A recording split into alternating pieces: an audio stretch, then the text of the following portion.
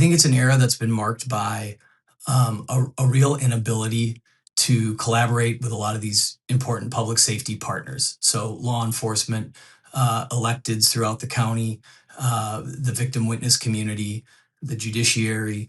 And I think that to me has been a real problem with the last few years. And so one of the things I'm most focused on is figuring out how we can get that Hennepin County Attorney's Office back to a place that I think it can be a better contributor and a better team player and collaborator in the public safety community.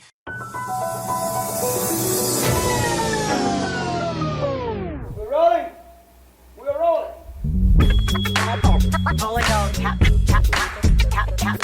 This is a real thing. Real thing.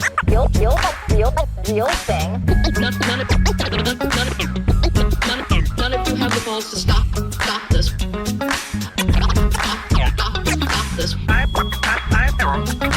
I've got plenty of time. I have nothing else going on today. We're in the Wedge neighborhood right now.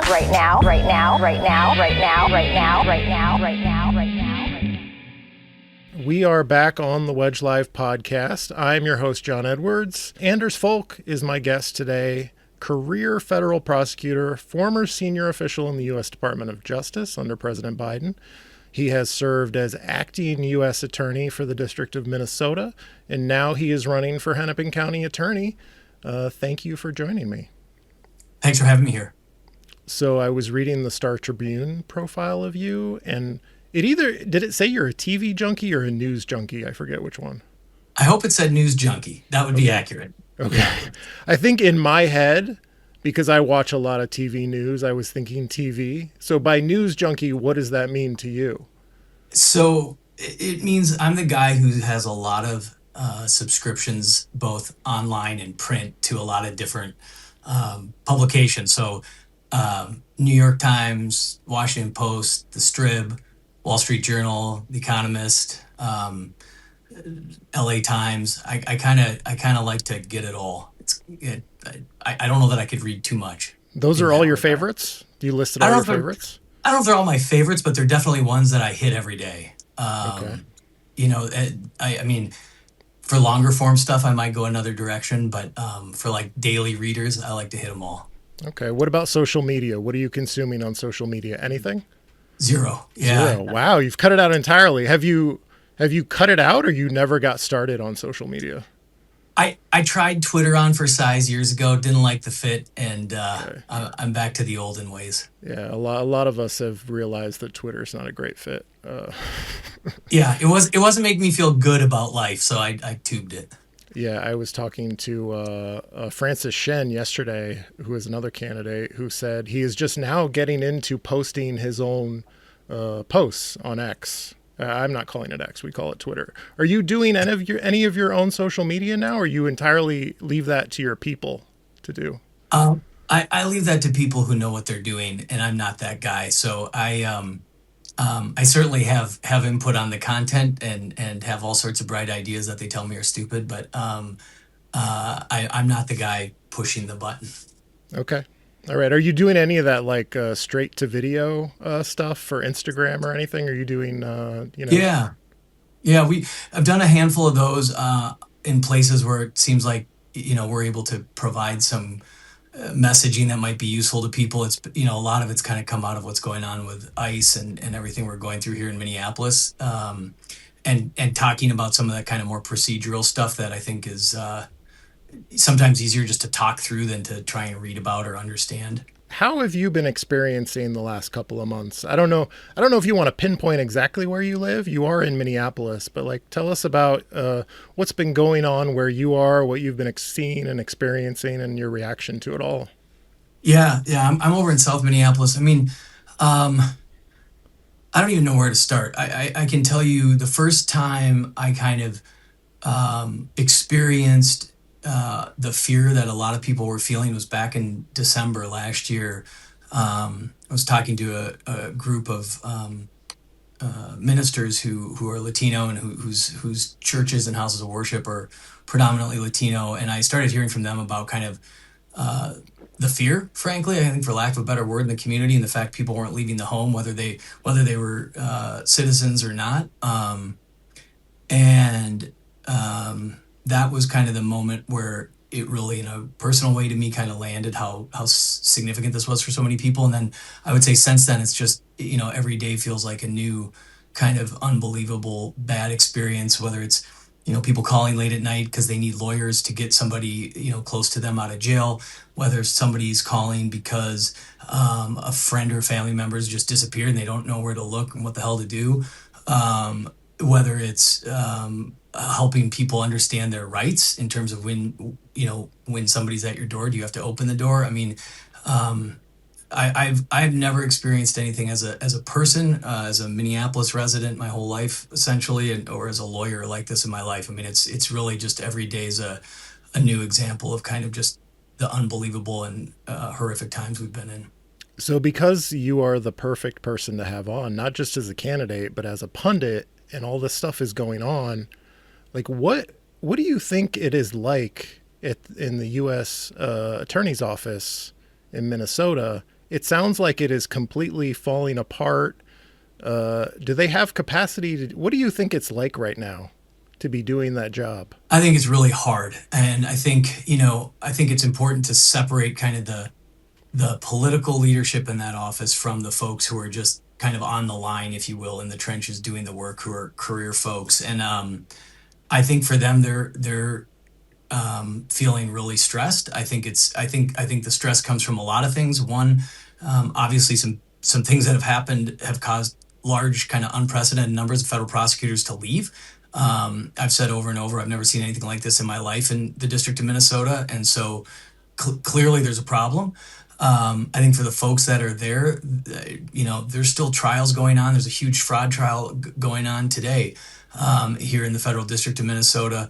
And so I think they're trying, for the career people, I think they're just trying to do business as usual. But I think it's really hard to do business as usual when, you're watching your colleagues walk out the door, all sorts of kind of unprecedented, and I feel like we're all using the word a lot more than we ever have before, but unprecedented things are happening. We've got ICE agents doing things on the streets that I don't think any of us have ever seen from federal law enforcement. And I can't imagine the amount of stress they're feeling. And I'm sure a lot of them are having friends and family say to them, what's going on? And I truly feel for them. There is no doubt in my mind that for some period of time now, Main Justice headquarters, think Pam Bondi, think Todd Blanche, are calling the shots in Minneapolis. And I think that makes for a really, really impossible dynamic. So they've been targeting people, unprecedented is the right word, targeting people like Governor Walz, Mayor Frey, political opponents across the country. The Justice Department is being used as a tool to target people, and also, the victims of federal agents, their families. And I think that's why some prosecutors left. And so as these people leave, because they don't want to be a part of this anymore, these prosecutors, and it's a prestigious job normally, people want to do these jobs. Like, is it possible to rebuild this? Like, how we've seen so many parts of our government disintegrate under this administration. Like, is it possible to get people to want to come back and do this job if there's a change in who the president is? Well, listen, John, I'm the eternal optimist, so I think my answer has to be yes. I think the rebuilding here is probably 2, 3, 4 different components, and I think it's going to take time. I mean, one is just like the most basic rebuilding in terms of bringing in more prosecutors and hiring qualified people who are motivated by public service and, rule of law to do the work. And that's going to take time. Just the act of hiring, getting people's background checks, and that takes time. I think as important, maybe even more important, is going to be restoring the kind of reputation of this office. You said it, and you're absolutely right. These are hard jobs to get traditionally. They're prestigious jobs. These are jobs that oftentimes let people do things like become a judge, federal or state judge, let people go into other jobs that, are important jobs in the community. And so, I think the reputation of the Department of Justice and the U.S. Attorney's Office here in Minnesota has taken a hit, and it's going to take time to rebuild that. I think it's going to take time to rebuild trust. I can't even begin to describe how I'm hearing the public talk about the Department of Justice right now, and that trust is going to take, I think, years to restore. And you know this better than anybody. Actions speak louder than words, and the department's going to have to get back on track and start conducting itself like the department we've been more used to restore that trust. And then I think there's another piece of this, which is going to be trust with the public safety community. And you know, when I say that, I'm certainly talking about law enforcement, but I'm talking about kind of all the different parts of that community, whether it's probation officers, victim witness support, kind of all the people who make up the community. The way the department's operating right now, it's kind of charge first, ask questions later, charge today, dismiss tomorrow. I mean, this isn't how this department traditionally operates, and it's going to take a while to earn back some trust. So this final question on this topic.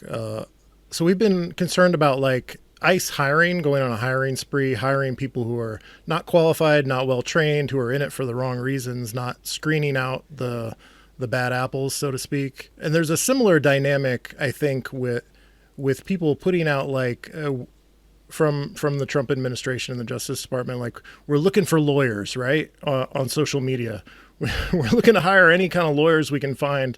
Should we be worried that that's a way that U.S. attorneys' offices can be corrupted, like hiring a bunch of people who are in it for the wrong reasons, don't have high character, very political, and like could those people be rooted out if there's a changeover in power? Like, do we have a bunch of moles in the system now? You know, the thing I worry about, well, for starters, let's be clear. Right now, it feels like, at least in Minnesota, it's a one-way street in terms of people leaving the office, not entering. But I think, you know, what I worry about is when I see kind of, I don't even know if I call it an advertisement, but kind of postings on social media saying we're looking for prosecutors who share the president's, you know, vision or the president's priorities. That is unlike anything I've ever seen from the department. When I joined the department, it wasn't just kind of an apolitical process in terms of hiring, but if I would have mentioned my politics, I can guarantee I wouldn't have been hired. That was an absolute kiss of death. And the idea that they would be hiring prosecutors based on political views, political beliefs, the party they vote for, the president, that's a place I don't think we want to be and we don't want to go.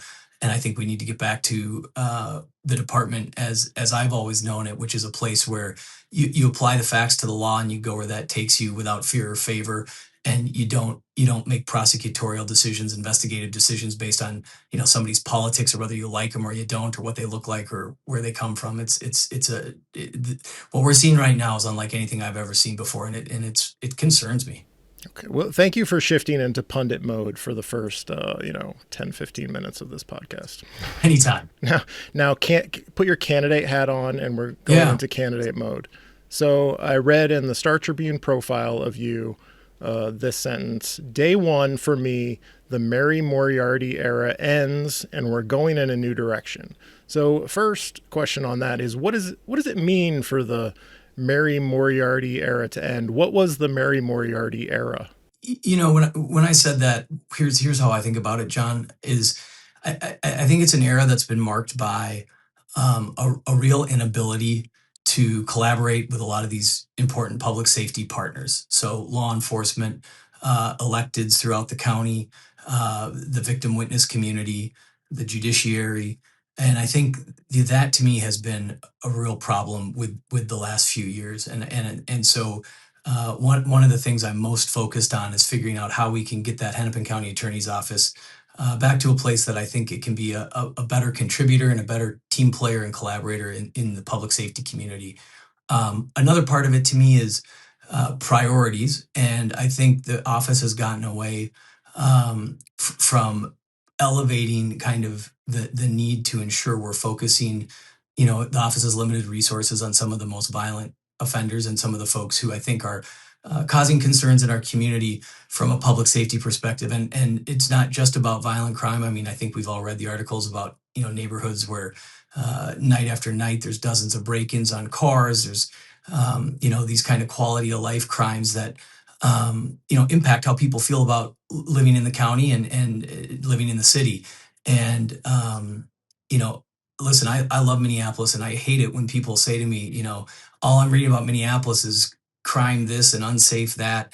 And it's certainly not just based on one thing the county attorney is doing or not doing, but I think the approach that the county attorney takes and the tone it kind of sets plays into some of these perceptions that I think are oftentimes inaccurate, but also needing pushback on. And then I think, you know, the last piece of kind of the change I'm talking about is making sure that while we're doing that enforcement piece and we're kind of making sure we're focusing on some of the violent crimes and repeat offenders, that we're also continuing to pour resources and be credible players in the kind of prevention and intervention space and doing our best to keep people out of the criminal justice system wherever we can. And I think to be kind of the most effective at that, you also have to be willing to increase kind of the concept of consequence in the system. And so that's what, when I talk about that, ending the Mary Moriarty era, that's really kind of how I'm thinking about it. So talking about clearance rates and crime rates, so I think Moriarty has talked about how police aren't really bringing cases. They're not solving cases and bringing cases to her office for prosecution. So is it fair to, say that's on her? And is it possible for you as county attorney to do anything about the cases that you never get from the police in the first place? Yeah, really good questions. So, I think a few things. One is ideal. So first of all, police, county attorney, everybody in public safety, and frankly, anybody in government, we all have limited resources, and you got to deploy them in the way that's most effective, but you never have exactly what you want or what you need. And I think clearance rates coming out of Minneapolis PD are certainly something that MPD needs to focus on. I'm sure to some extent it's a byproduct of still being kind of below, in terms of just human resources, the people in uniform below where they've been traditionally, and that's certainly going to have an impact. But that's the reality we're in. And so I feel like the county attorney's role here should be to sit down with Minneapolis police and police throughout the county and say, look, we've got a problem with clearance rates for these types of crimes in these types of settings. How can we work together to do better? And I think the county attorney should play a leadership role there. Can't solve the problem, certainly, but can play a leadership role there. And I think kind of facilitate setting the strategy with law enforcement in terms of where we need to focus resources. So I think part of it is a matter that the county attorney can impact. I think part of it is probably beyond any one person's control. And it's kind of a constant struggle. I mean, the thing I think is incredibly important, law enforcement, county attorney, again, anybody in the public safety spaces, you kind of got to be able to pivot quickly. It's great to have all sorts of plans and all sorts of kind of grandiose visions for how we're going to make everything better. But, the reality is things on the street change all the time.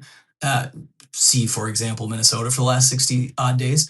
And you got to be ready to change. And to the extent you get a plan in place and it's not working, you got to be able to say, I got that one wrong, and we're going to move forward in a new direction. And here's how, and here's why. And I think, being comfortable enough in your own skin to kind of say, we got this one wrong and we're going to make a change has got to be part of the job, because you're never going to get this right, and things change. Is there anything about the Moriarty era that you can say was good? Any changes she made that you like and think should be continued? Yeah, I mean, listen, John, I think she deserves credit for taking good care of her prosecutors. I've heard from a number of these folks in the office that they felt like she really went to bat to them in terms of their last contract, and that she really, they're all part of a collective bargaining unit, and that they felt like she really went to bat for them and took care of them. And I think she deserves credit for that. These are, super hardworking public servants doing really hard work on a good day, and you want your county attorney out there fighting for you. So I think she deserves credit for that. I think some of the policies she's put in place, certainly, or at least some of the conversations she's had about how we think about youth in the criminal justice system are important. And I think she deserves credit for that as well. And I think, some of the kind of diversion and intervention work we hear coming out of the office, I also think is important, and she should get credit for that too. Well, that's interesting, because going into the job, I think the critics, the haters, were like, she's a nightmare. She's a nightmare to work with. I remember when they tried to fire her from the public defender job, just couldn't be worked with. And there were questions, people were raising questions about how well she would manage prosecutors and whether they would rebel. So That's interesting. So is the thrust of your argument against the Moriarty era basically the relationships with other local law enforcement leaders? Is that like the big one that I'm hearing? I don't know that that's the big one. It certainly is an important one. And I think, um, so yes, but let me broaden it a little bit and give you a little context. So, um, the relationship with law enforcement for any prosecutor and any prosecutor's office is important, and that's not to say the relationship should be set up so that anything the law enforcement officers are saying to the prosecutors you take as gospel and you do whatever law enforcement asks you to do. It's not that at all, but it is a relationship that is absolutely necessary for the system to function as designed. Law enforcement has to trust the prosecutors, and the prosecutors have to be in a position to trust but verify what they're getting from law enforcement. And I think there's a lot of different components to that, but what I've seen and heard over and over is law enforcement officers talking about how they're not consulted, how they're not communicated with, how they're learning about policies at press conferences that are going to impact their office's ability to do its job. And so I think that's a problem, and that needs to change. The county attorney's office should be communicating with these folks formally and informally and regularly. And so I think that trust and respect piece is lost. And so I think that needs to be restored. I think, though, more broadly, when I talk to judges, when I talk to folks who have been kind of in the victim witness space, they are also kind of will kind of echo those concerns where they're not sure necessarily that what they're hearing from prosecutors is what the prosecutors actually believe is right, or it's kind of the policy being dictated from on high. They're not sure they're getting kind of a fair shake from the county attorney's office. And so, when I think about the type of communication that needs to change and the leadership role for the county attorney's office that needs to change, it covers all these different stakeholders in that public safety space. But I also think, criminal justice to me is always a balancing act between compassion and consequence, and different cases require a different outcome, and different types of cases require a different outcome. And I think what I've seen and heard from the office over the last few years has been seemingly a kind of a diminishment of any idea of consequence. And I think that's something else that needs to be talked about and addressed, and in the right cases changed. And so I think there's a part of it that's the relationship piece with everybody in the public safety system, law enforcement and otherwise. I think there's a part of it that's just talking about the priorities and how we handle cases. And then I think, again, there's a part of it that just comes back to getting the office to play the role that I think it should play in our public safety community, which is helping to set the strategy and lead the county. So I'm not a lawyer, but I have a theory of the law and of prosecutors and chief prosecutors. And it's that at least one chief of police in Hennepin County should hate your guts. Just at least one. They can't all be great and reasonable people. One of them should be making fun of you on their YouTube show. Like Booker, I'm thinking of Booker Hodges. He should be taking shots at you on his YouTube comedy show. Do you agree? Oh, I haven't seen his comedy show. I'm not sure how that's going to play, but here's what I think. To the extent, the relationship with law enforcement is one that's going to require some give and take, I agree.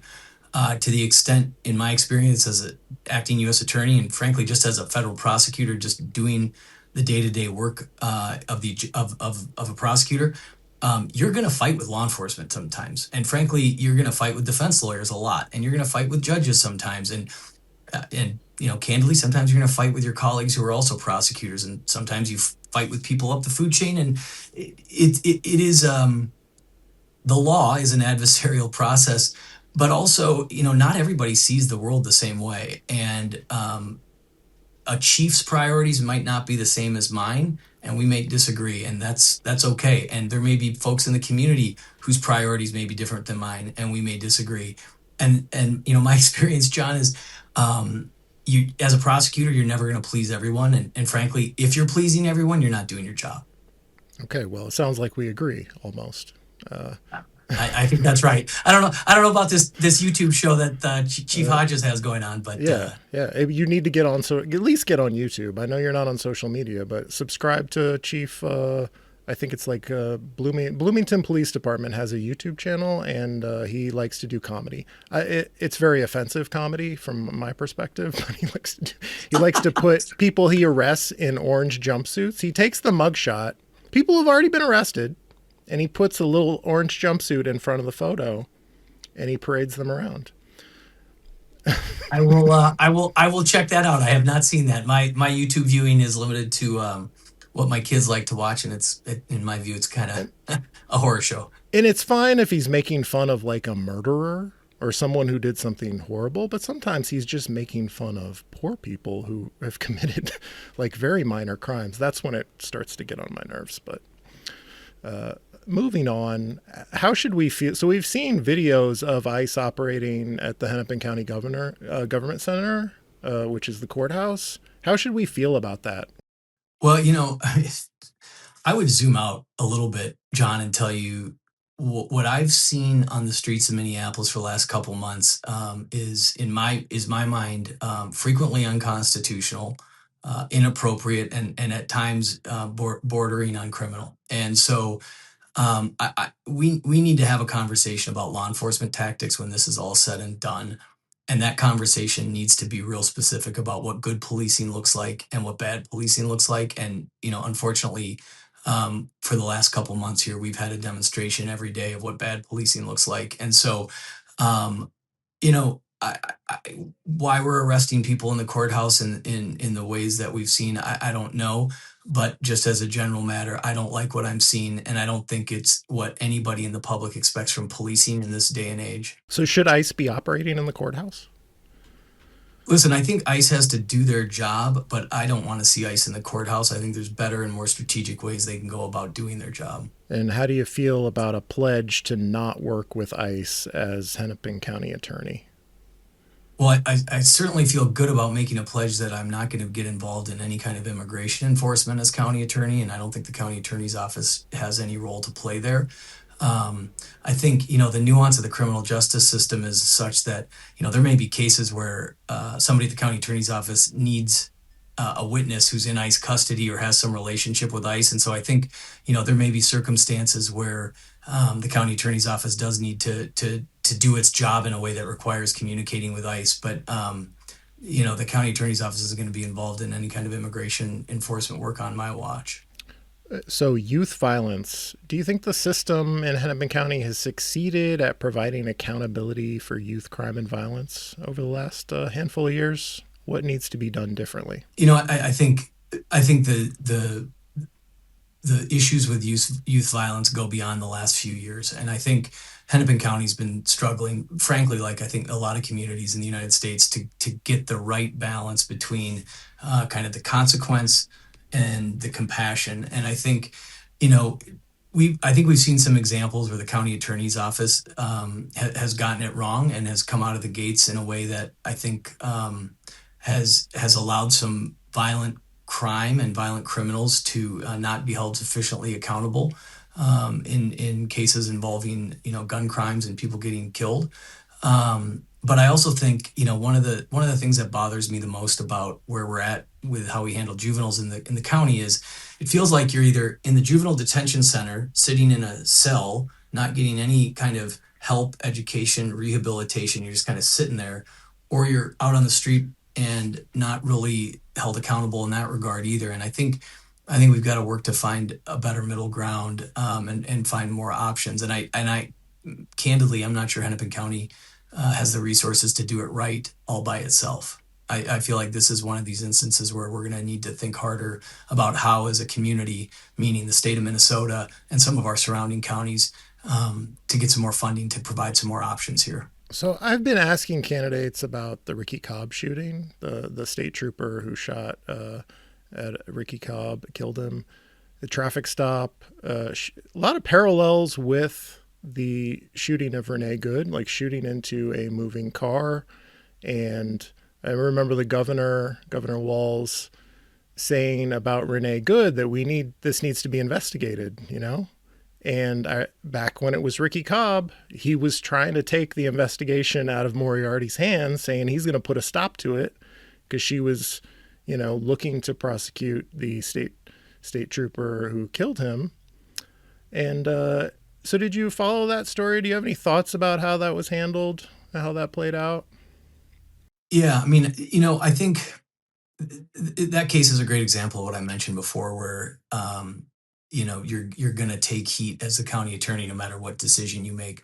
I don't think the case should have been charged, but I do think one of the many issues that came out of that case was in the independent counsel's report, we saw all sorts of mentions of bad tactics and kind of a lack of training. And those are the kinds of issues that I think require more conversation publicly. I mean, I think to get better results from law enforcement, they need to get the right training and they need to have the right kind of programs in place to get them ready to deal with these types of situations. And so that got lost in the mix, and that was unfortunate because I think anytime you use deadly force, anytime law enforcement uses deadly force, it's a tragedy. We don't want that, whether it's lawful or not. We don't want to be in the business of having people get hurt or killed when they interact with law enforcement. And I think, if you and I look at how policing has worked over the last 20 years, we've gotten a lot better at really pushing de-escalation, really pushing alternatives to having law enforcement be the first responder. Maybe there are good opportunities to get non-law enforcement officials to respond, mental health professionals, et cetera. When the whole fight turns into, was the case appropriate to be brought or not? Some of these other really important but slightly more subtle questions get mixed, and so I think that was kind of a lost opportunity there. I'll also tell you though, John, the Renee Good shooting, the Ricky Cobb shooting, these killings, they, I think, to me, illustrate as well as anything can the need to do full and complete, transparent investigations of what happened and make charging decisions based on that. And we didn't get that with Renee Good from the Department of Justice, and I'm not sure we ever will. In fact, if I were going to bet, I would bet we won't. But again, I'll be an optimist and say maybe someday we will.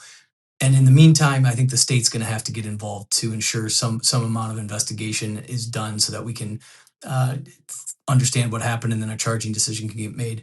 And I think at least in the Ricky Cobb case, we did have BCA involved in the investigation. They were able to do an investigation. And I think that's an important part of this process. But to me, the process has to be consistent, it has to be repeatable, and it has to be credible. So I'm going to ask you a question about your campaign. Did anyone from your campaign watch the other episodes with the other candidates who have appeared on this podcast and prep you for this interview? I definitely got prepped. I don't know if they watched all the other interviews or not, but they definitely prepped me. Okay, that's cheating, by the way. If anyone from your campaign watched those episodes and prepped you, that is cheating by my rules. Okay. Okay. I feel a little bit in that last answer that you were ready for that question. Well, to be honest with you, John, I have talked to a lot of people about Ricky Cobb for a really long time. Are people raising that issue with you during the campaign? Absolutely. I would say from the perspective of we're upset with Mary Moriarty being mean to the poor state trooper, or from the perspective of that was a horrible, horrible thing, and I don't like that the state patrol is handling traffic stops in this way.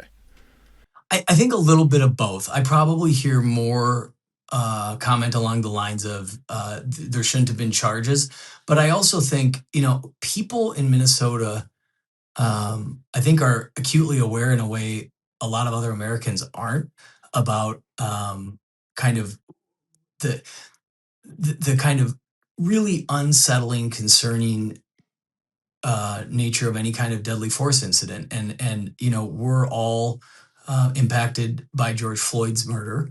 And I think that anytime you have a use of force incident, it takes people back to that, as it should. And I mean, I'll tell you, I get questions a lot about, the Kim Potter shooting. I get questions a lot about Winston Boogie Smith. And I think people have experienced this in Minnesota a lot. And I think it's just more impactful here. And Ricky Cobb is I think just the most recent example, and so that makes it front of mind. But I get questions about it a lot. How do you answer questions about what what was the other case you mentioned besides Winston Smith? Kim Potter, Oh, the Dante shooting. Wright. Yeah. So what do you tell people about that? Did you think that was appropriately handled by, I believe, the Attorney General prosecuted that one? You agree with that, charging that case? Yeah, I mean, look, I think they did the full investigation. She was charged. She was convicted. I feel like policing is hard work, but she got her day in court. So there was a post recently, and I think that it enabled me to book you as a guest about you went and spoke to the Washington County Republicans, and then I did a very mean tweet saying he'll talk to the Washington County Republicans, but not me, the most important podcast in Hennepin County. And then you contacted me and said, "Oh, oops, the email got lost in the shuffle." So tell me, why did you go to speak to the Washington County Republicans, and what did you say to them? Yeah, well, I can tell you, I was definitely a little surprised to get invited as a Democrat in Hennepin County to go speak to a bunch of Republicans in Washington County.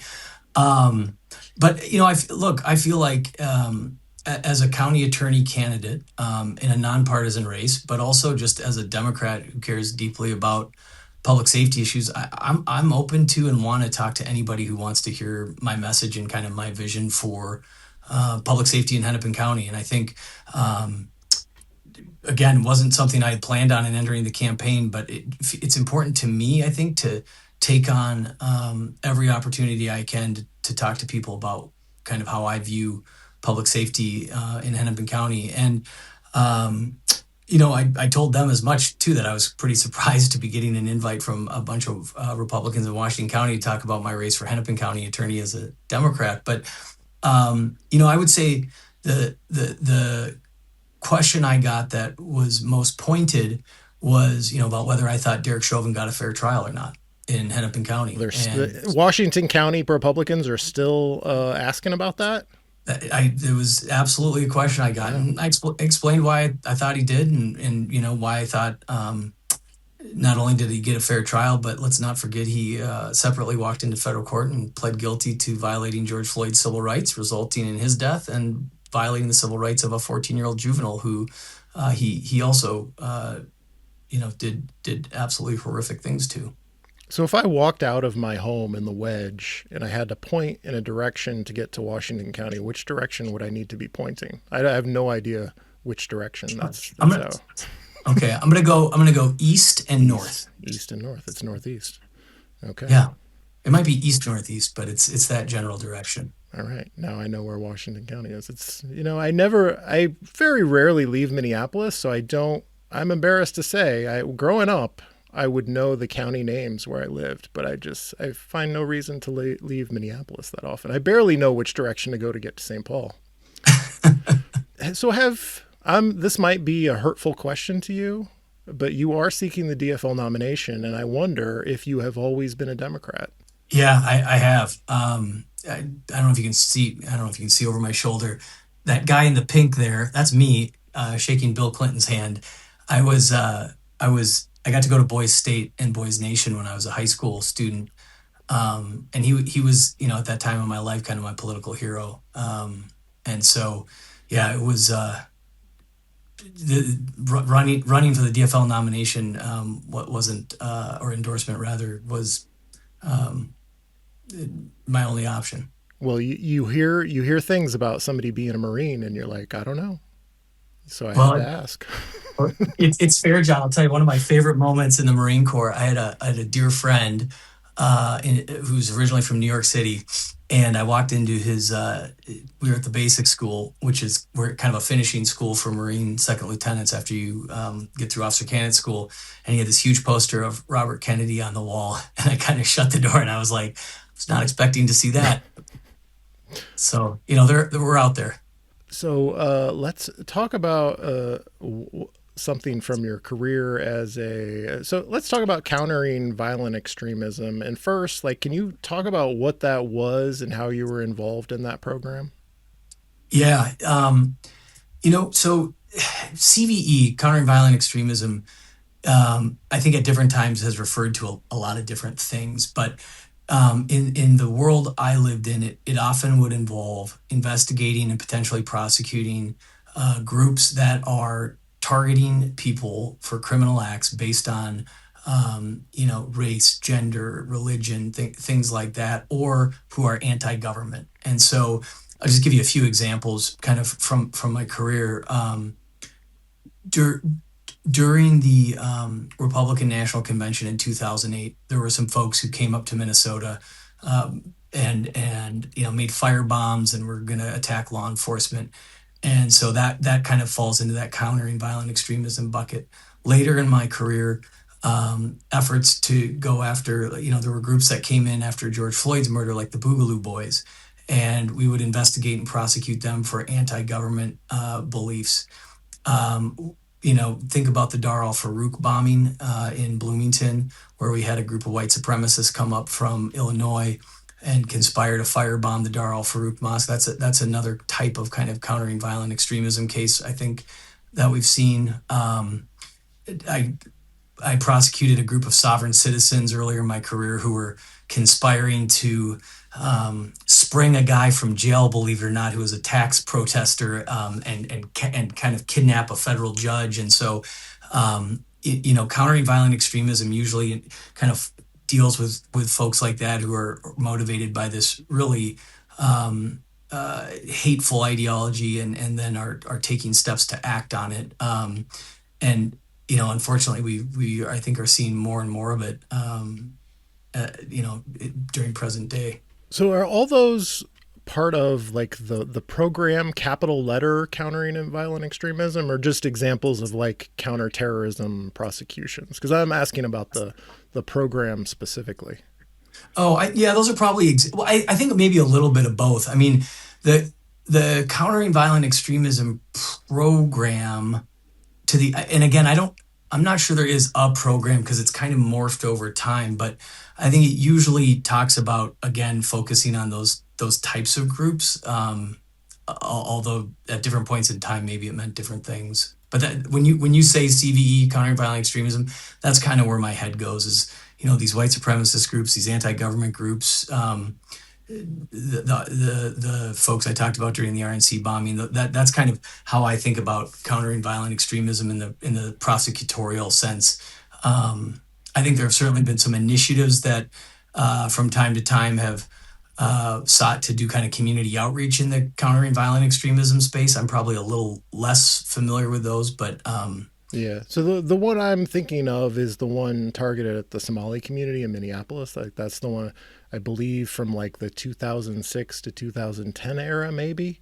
And so, because people have brought it up to me in relation to my having you on this podcast, and so I wanted to ask about it. Yeah. And so the criticism is that it profiled and stigmatized the Muslim and Somali community, subjected them to increased surveillance, that it ignored the threat posed by right-wing terrorism.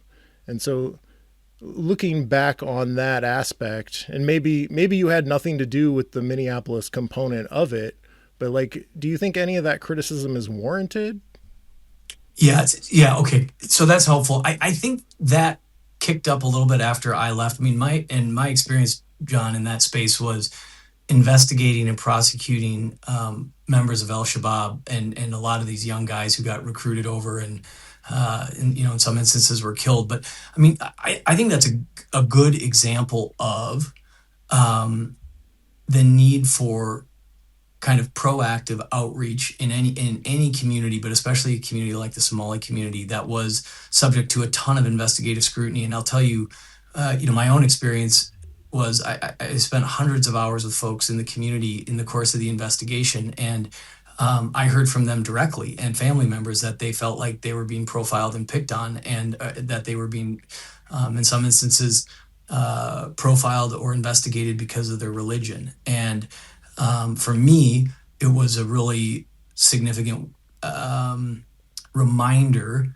that bedside manner really matters, but also being really transparent with the public about what we're doing and how we're doing it and why we're doing it, because listen, the Somali community during those national security investigations was subject to a ton of investigative attention, and I totally understand the concern that came out of that, and I experienced it firsthand as a prosecutor. And again, you do your best to be as open and transparent as you can about why you're doing things the way you are, but also to be respectful.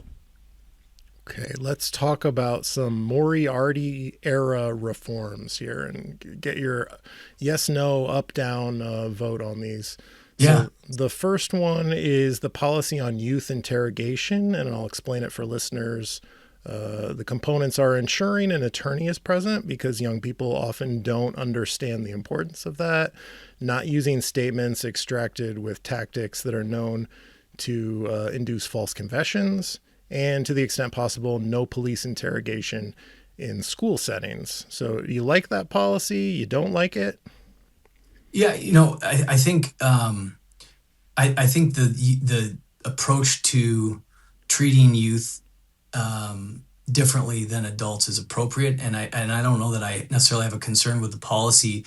I think, to be fair, if I'm lucky enough to get elected, what I want to do is talk to the folks in the office and frankly talk to our educators about how they view the policy, because I'm not sure to what extent it was kind of vetted with our educators in the county.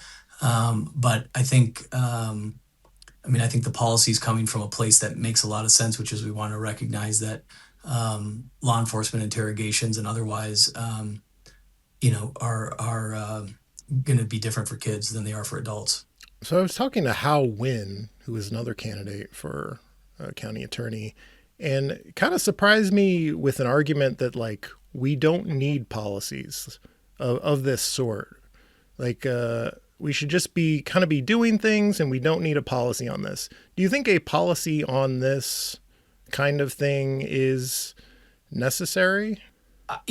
As a general matter, I kind of think that, can you drown an office in policies such that nobody can do their job because they're trying to reference back to, paragraph 4A2 of the policy on X? I mean, sure, I think that's always possible. But I think to the extent policies are providing guidance and are clarifying procedures for not only the prosecutors, but for the public, so that the public can understand kind of how business is going to be done and what the office's values are. I think there's a lot of value in that. I think devil's always in the details, and you could have 100 policies, and if you don't follow them, they're not worth a darn.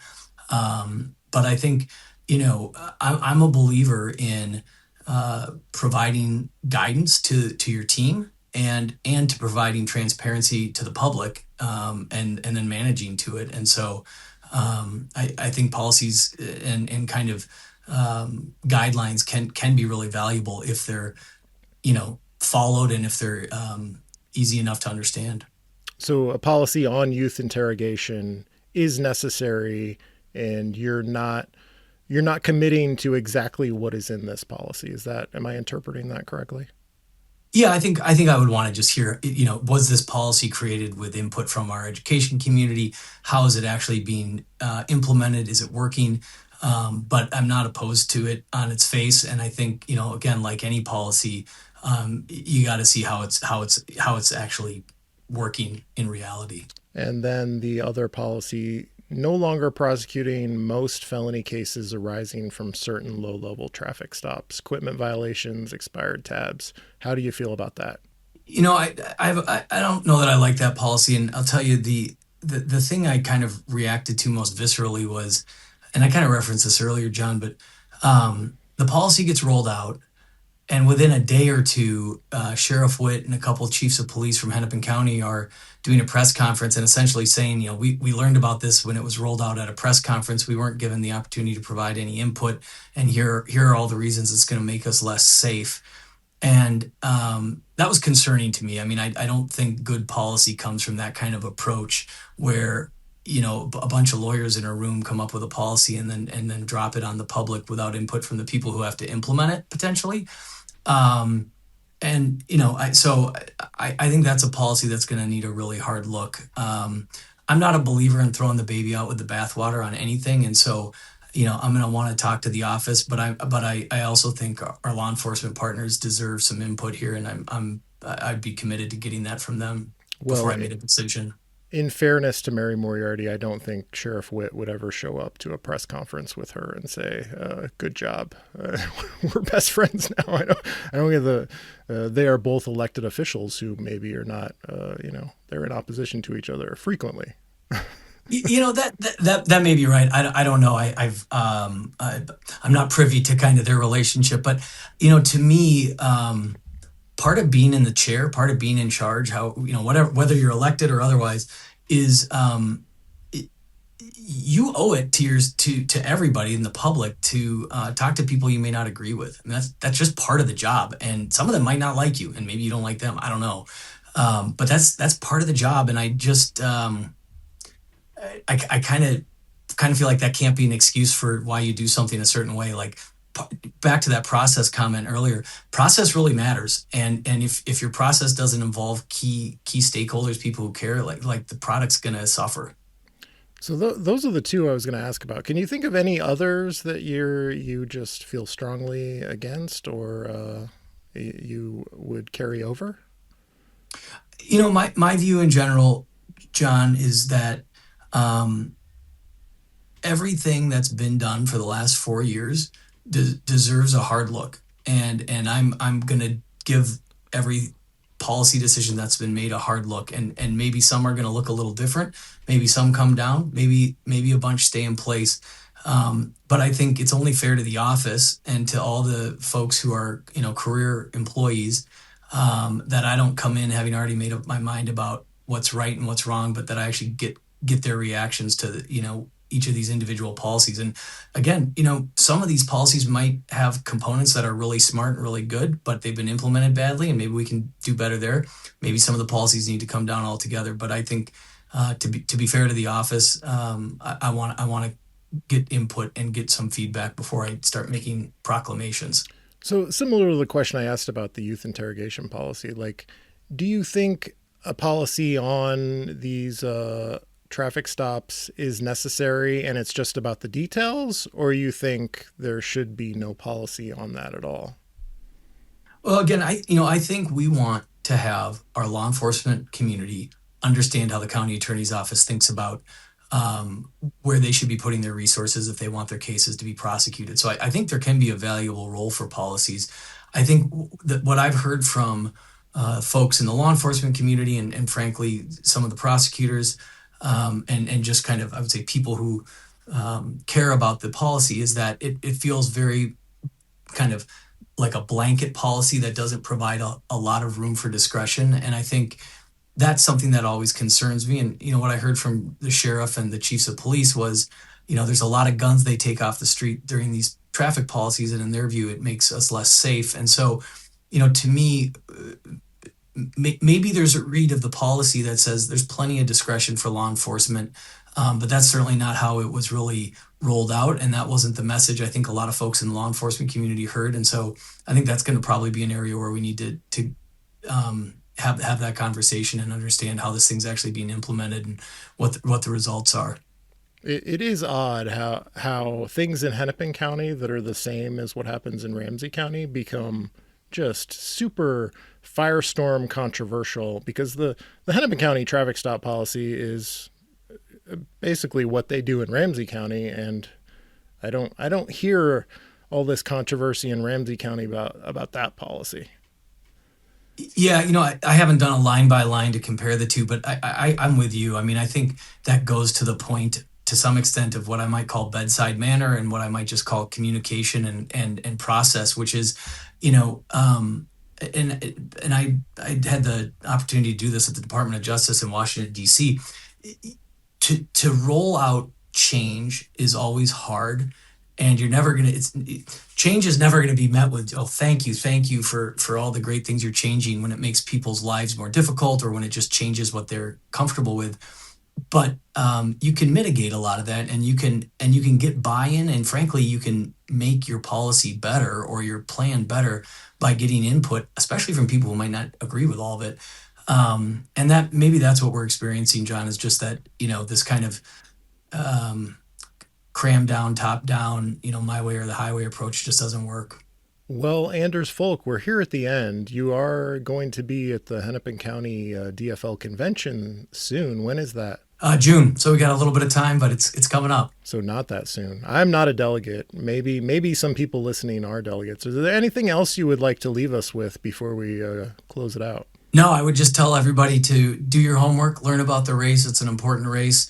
Watch your podcast. You've lined up a pretty awesome collection of candidates here for this, and care. It's an important race.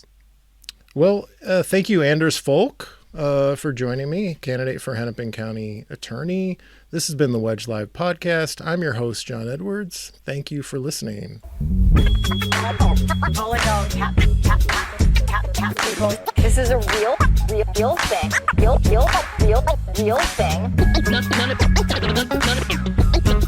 None of you have the balls to stop this. Stop this. I've got plenty of time. I have nothing else going on today. We're in the Wedge neighborhood right now.